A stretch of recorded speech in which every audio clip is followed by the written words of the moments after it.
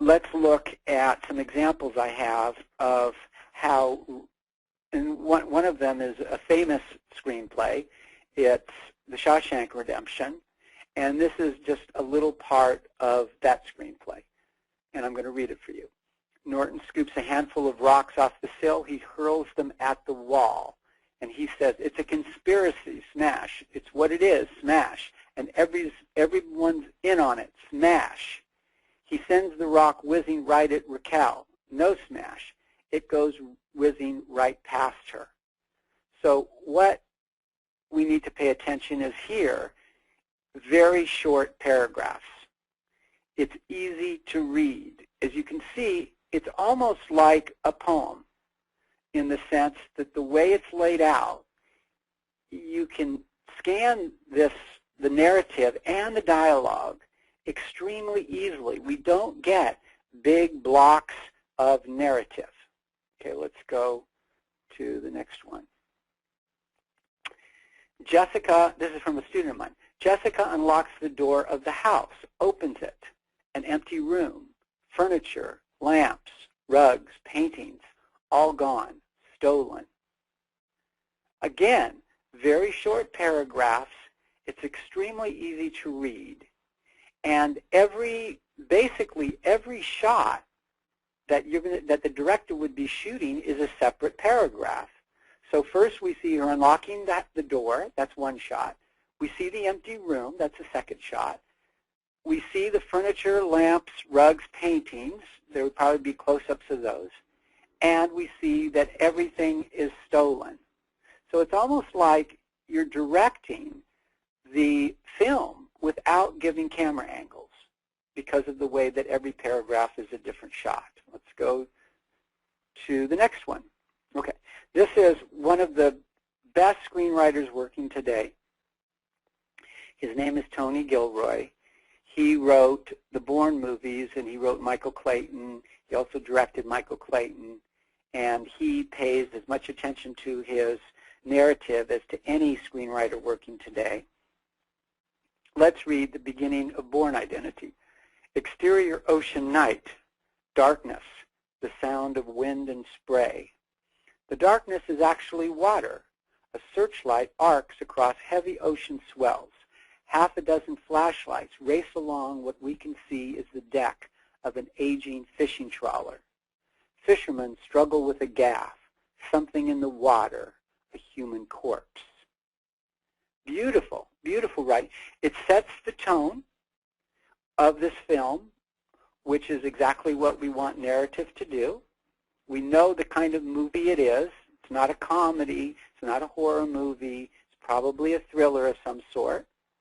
And the paragraphs are short, and every paragraph basically gives us a different shot or a different image to look at. So we're actually watching a movie while we're reading the narrative.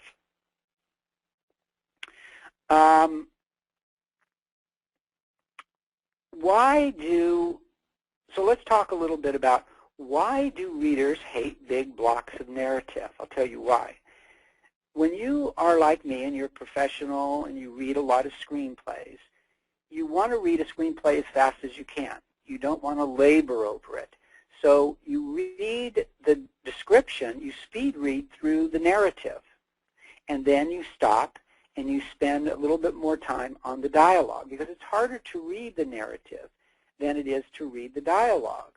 So if you have big blocks of narrative, the reader is going to miss important details that you have. So you don't want that to happen. You want the read to be as easy as it can possibly be. Therefore, you edit the narrative down to the absolute essentials. You make the paragraphs as short as you can, and whatever important details, you make it easy for the reader to find. So why does it happen that writers tend to write these big paragraphs with all this information? The reason is because when you first write a screenplay, you need to write it all out so that you can see it as clearly as possible. So in effect, you're putting in all those details and you're trying to see it in the most specific way you can. But that's not what you want the reader to do. You want to then edit all that down to the absolute crucial specific things that are absolutely necessary. And you want to get rid of all that other stuff that you maybe needed to see. But if you write it in the correct way, you don't need all those details. You just need that one crucial detail. So it's a matter of when you first write, you're writing for yourself. And on the second, third, fourth drafts, you're writing for the reader. And if there's anything I want to get across to all of you today is that concept of you're not writing for yourself. You're writing for me. You're writing for the reader. So you want to make the experience as pleasurable to the reader as you possibly can. Consider that when you write, you choreograph a big action sequence and you tell me every little detail of every punch and every kick and all that, most likely none of that will be used because they're going to bring in a stuntman and he's going to choreograph the fight the way that he wants it. So all that detail that you put in there is totally unnecessary. I just want a feeling for the fight, not every detail of the fight. I'll give you an example of that later. The same thing with your set, the way you describe what a room looks like, what the living room looks like, what a park looks like. A scene designer is going to come in and they're going to change all that anyway. So why go to all that trouble to tell me every little detail of the room when you can just get me a feeling of it and the set designer is going to come in and set it the way they want anyway. The same thing goes with all the parentheticals. When you put a parenthetical, that is Jeff, and you put in parentheticals angrily or disgustingly or whatever parenthetical you put in there, you're basically telling the actor how to say the line. Now, actors don't want you to tell them how to say the line. It's up to them to figure out how to say the line. So get rid of all those parentheticals unless it's absolutely crucial to understanding how the line is being interpreted. That is, if somebody says something sarcastically, and if I read it in the screenplay and I could take that line to be serious, then you absolutely need to put sarcastically if I could misunderstand that line. But generally, I know the way when the dialogue is being played, how actors are going to be saying those lines basically. So again, that's an unnecessary thing that you need to put. And the last thing is all the camera angles. Now you're telling a director how to direct your movie, and that's not what a director wants to read. A director is going to figure out how he's going to shoot the movie. You don't need to tell me all these camera angles. Again, that's unnecessary verbiage that we get rid of. We want to be as sparse and as minimalistic as we possibly can with our stage direction. So we're going to get rid of all these unnecessary details. We're going to get rid of parentheticals whenever we can. We're going to get rid of all the camera angles, the cut tos, the dissolve tos. All those things are totally unnecessary. We just want to be as minimalistic as possible and to make the read as easy as possible.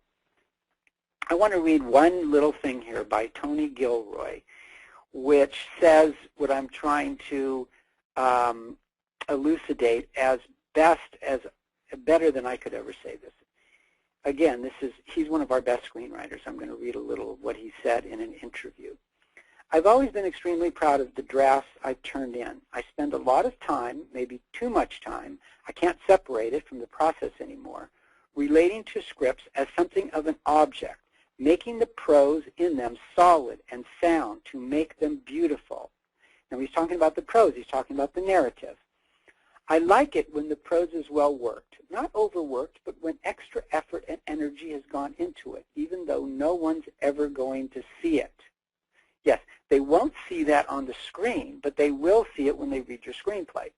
Poetically, accurate, And who knows, that may be a positive way of hanging in on scenes, of keeping focused on the inner workings of scenes longer.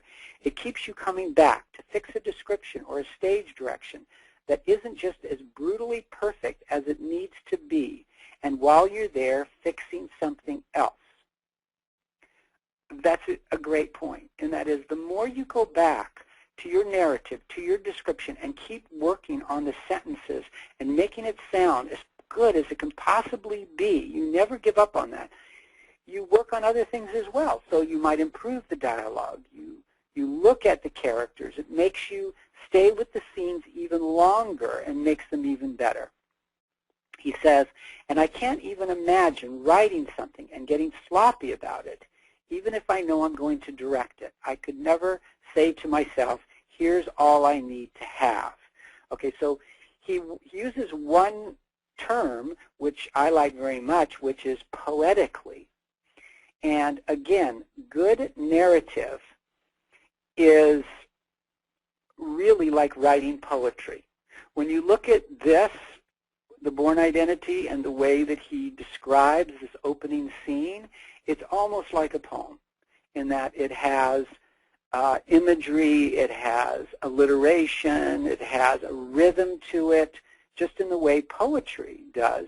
And poetry is the most succinct way of saying a lot within the least amount of words.